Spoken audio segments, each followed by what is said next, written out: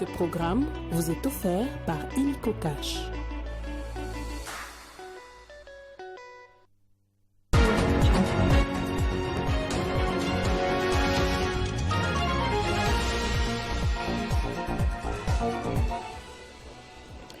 À la une de l'actualité, c'est urgent, la sortie imminente du gouvernement souminois. Tous les signaux étant au vert, rien ne peut justifier une autre attente.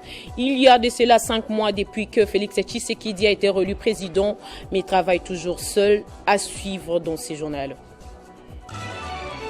Et à l'Assemblée nationale, Vital Kamerhe promet une nouvelle ère des démocraties et n'attend que la publication du gouvernement pour passer rapidement à son investiture. Ce vendredi, il a officiellement pris ses fonctions.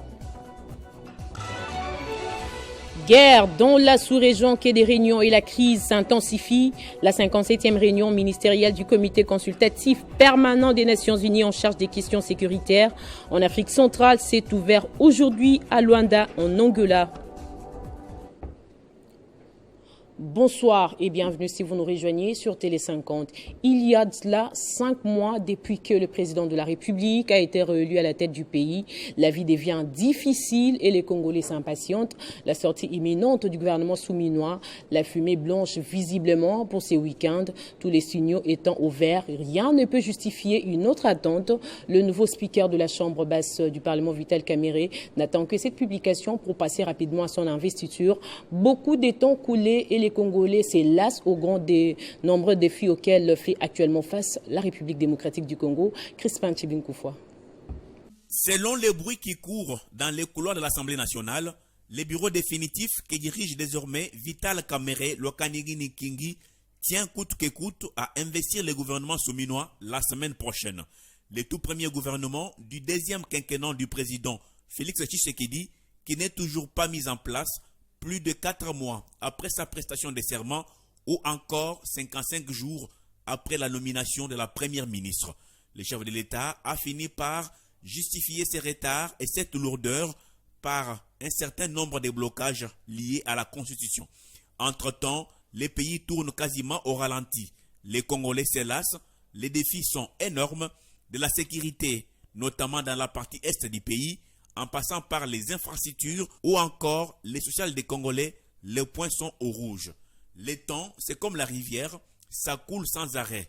Si le précédent gouvernement était dit des warriors, avec autant d'inefficacité, le peuple attend celui des souminois beaucoup de pragmatisme.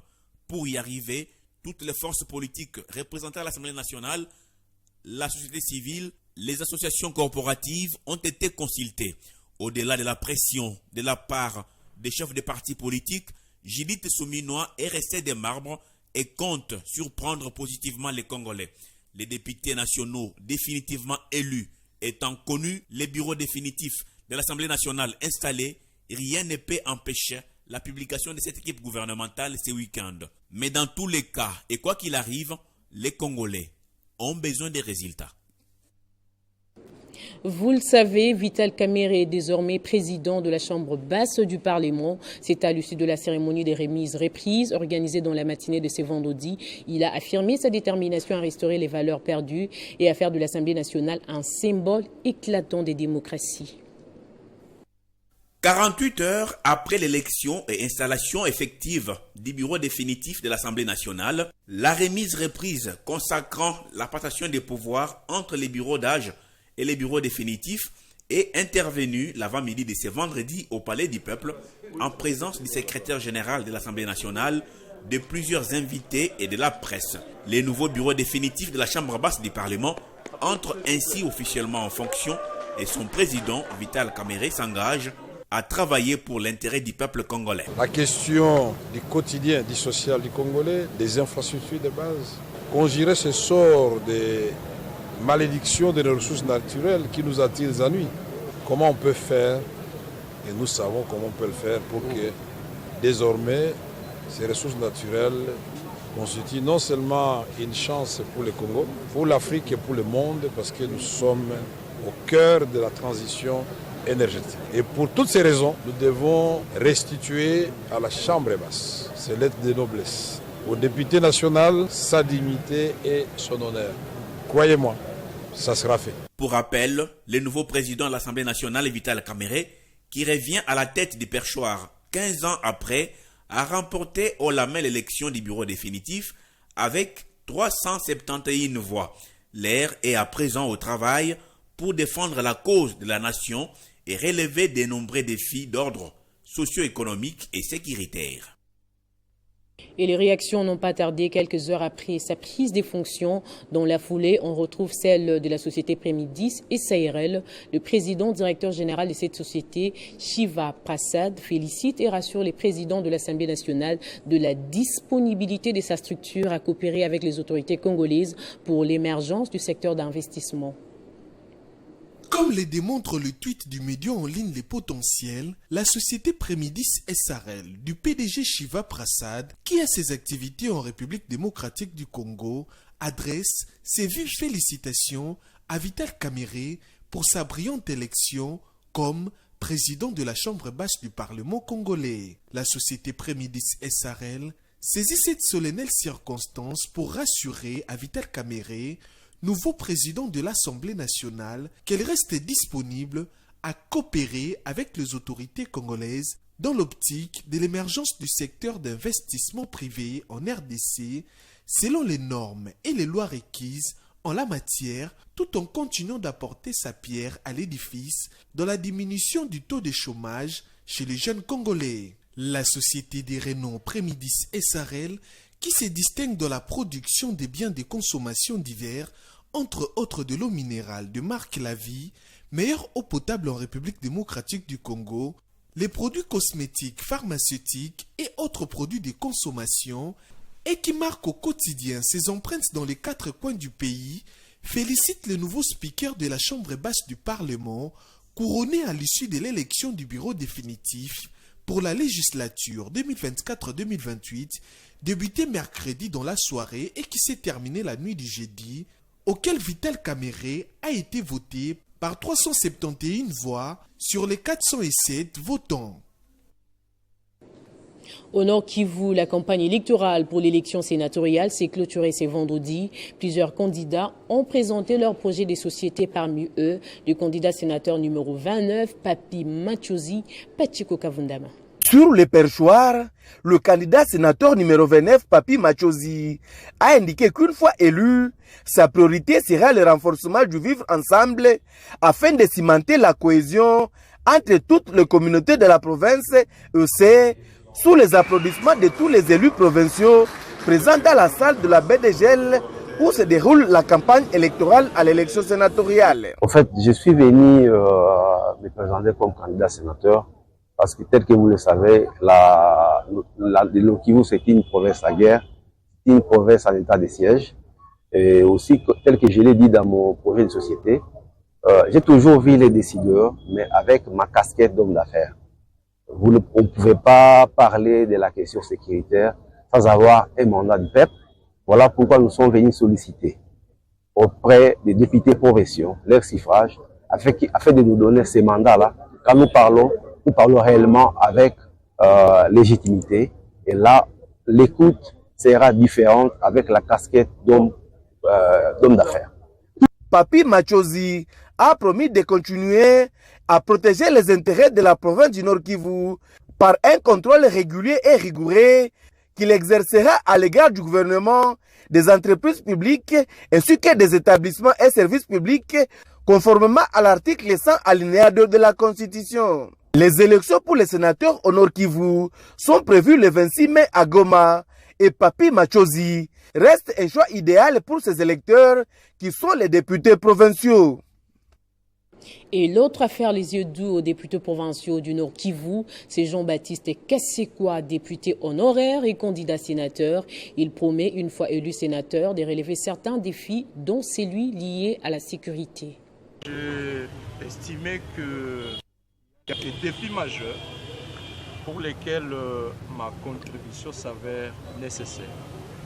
Le premier défi est relatif à la confusion juridique et institutionnelle dans laquelle se trouve aujourd'hui la province du Nord Kivu du fait de l'état de siège.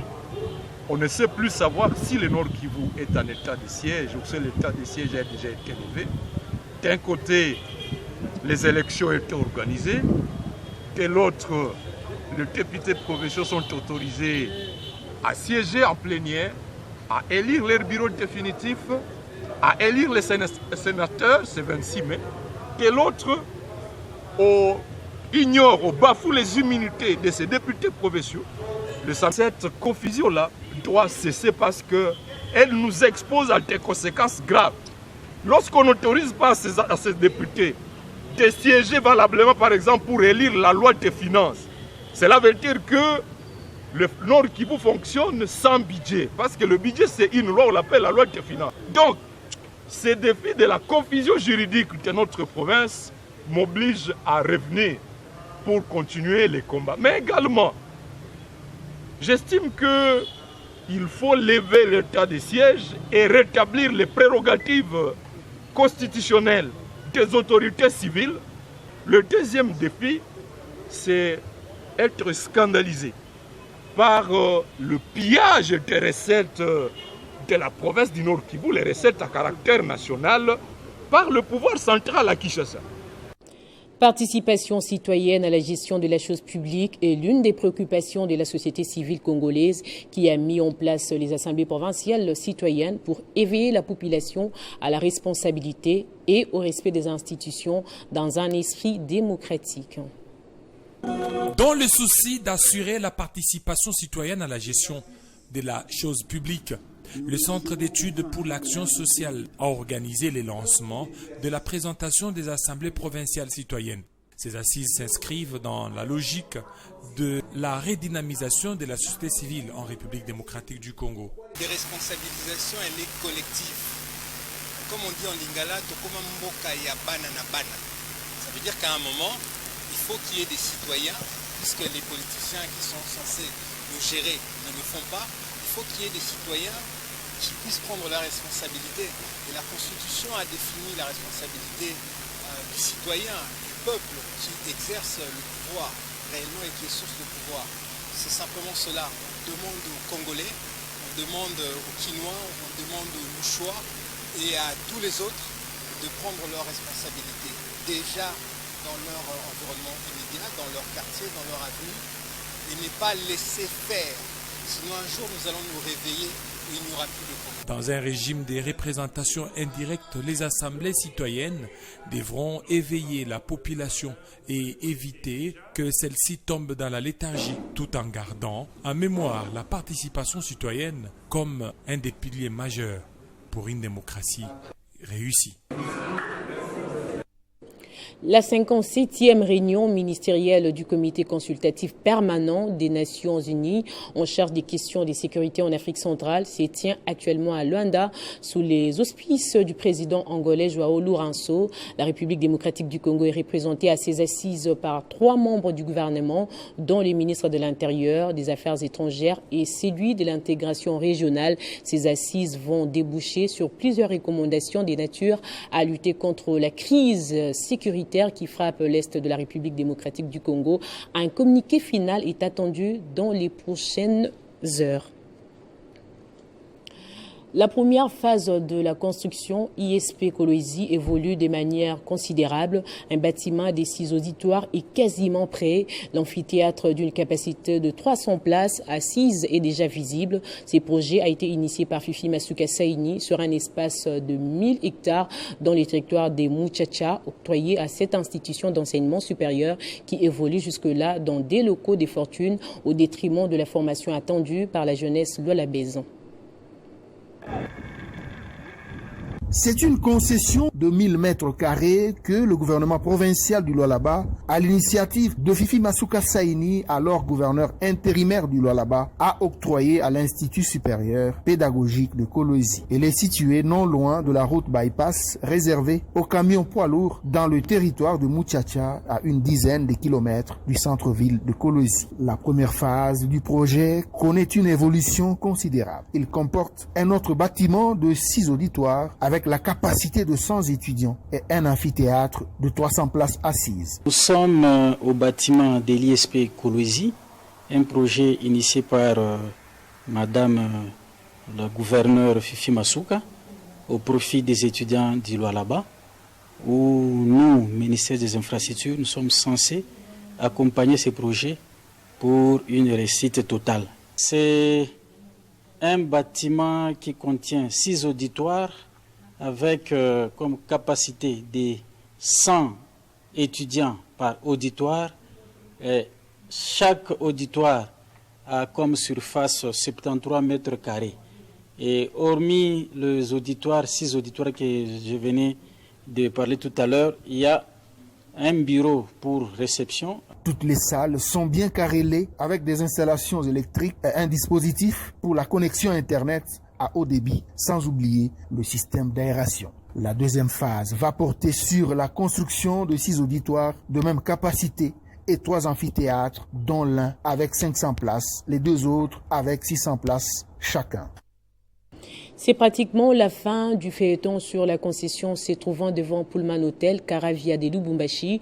Toute la vérité est dite par l'ingénieur Michel Okitapania, chef des divisions de l'organisation des enquêtes urbaines au ministère de l'Urbanisme et Habitat. Cette concession appartient bel et bien à la succession Mobutu.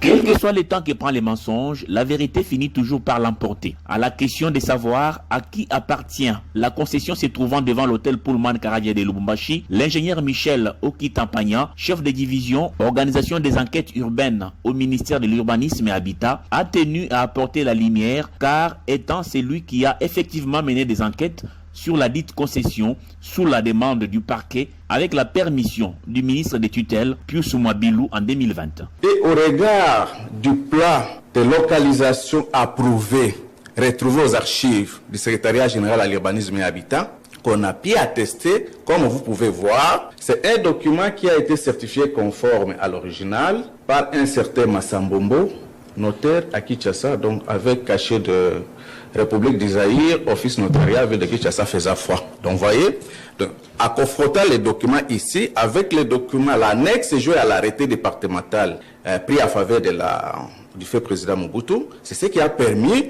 de situer exactement l'emplacement. Sur base de l'arrêté départemental de 1989, que cette équipe a effectué cette mission à Lubumbashi et avec toutes les preuves à l'appui, a découvert que cette concession appartient bel et bien à la succession Mobutu. Cependant, l'opinion s'interroge pourquoi le ministre Mwabilou, qui avait lui-même diligenté ces enquêtes, s'est empressé à pouvoir donner cette concession à un expatrié. Est-ce une spoliation préméditée? L'ingénieur Michel Okitapania félicite les conseils d'État pour son arrêt rendu, remettant la succession Mobutu dans son droit.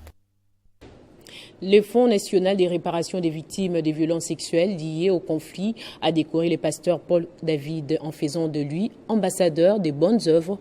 Il a par la suite conclu un partenariat avec la fondation Olangi Osho pour subvenir aux besoins des démunis. Suite à ces actions philanthropiques et humanitaires, le pasteur Paul Olangi a été nommé ambassadeur par le Fonds national des réparations des victimes des violences sexuelles liées au conflit et des victimes des crimes contre la paix et la sécurité de l'humanité, FONAREV en sigle. Ce qui justifie cette audience lui accordée par le directeur général de ce fonds, Lucien Lundula, qui a eu le temps suffisant d'expliquer à son hôte les motivations de cette nomination en ces temps où la République démocratique du Congo a encore besoin des Congolaises et Congolais épris de l'amour du prochain et prêts à assister ceux qui sont dans des situations difficiles. Nous sommes ici parce qu'il a plu à l'Éternel et au directeur général et à toute l'équipe du FONAREF de m'établir ambassadeur du FONAREF. Et nous sommes venus répondre à cette invitation et nous sommes dans la joie. Cela s'est passé dans de très bonnes conditions. Et nous sommes aujourd'hui, et je le dis devant le directeur général et devant toute l'équipe du FONAREF, que la Fondation Olangi Osho, par mon canal, ayant été choisi comme ambassadeur, que nous allons accompagner le FONAREF. Les deux personnalités ont scellé davantage cette union et procédé à la signature du partenariat entre FONAREV et Fondation Olangi Osho, qu'ils dirigent avec comme un seul objectif être toujours attentif aux cris de détresse de ceux qui se trouvent dans une situation difficile et qui nécessitent une assistance pour leur survie. Il a également lancé le message à tout Congolais de toujours penser à faire du bien à son prochain. Place au rappel des titres à présent.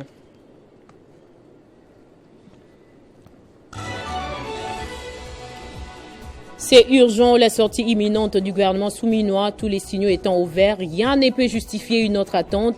Il y a de cela 5 mois depuis que Félix Tshisekedi a été réélu président, mais travaille toujours seul. À l'Assemblée nationale, Vital Kamerhe promet une nouvelle ère des démocraties et n'attend que la publication du gouvernement pour passer rapidement à son investiture. Ce vendredi, il a officiellement pris ses fonctions. Guerre dans la sous-région quai des Réunions et la crise s'intensifie. La 57e réunion ministérielle du comité consultatif permanent des Nations Unies en charge des questions sécuritaires en Afrique centrale s'est ouverte aujourd'hui à Luanda, en Angola. Ainsi s'achève complètement ce journal. Merci de nous rester fidèles. Excellent week-end à tous.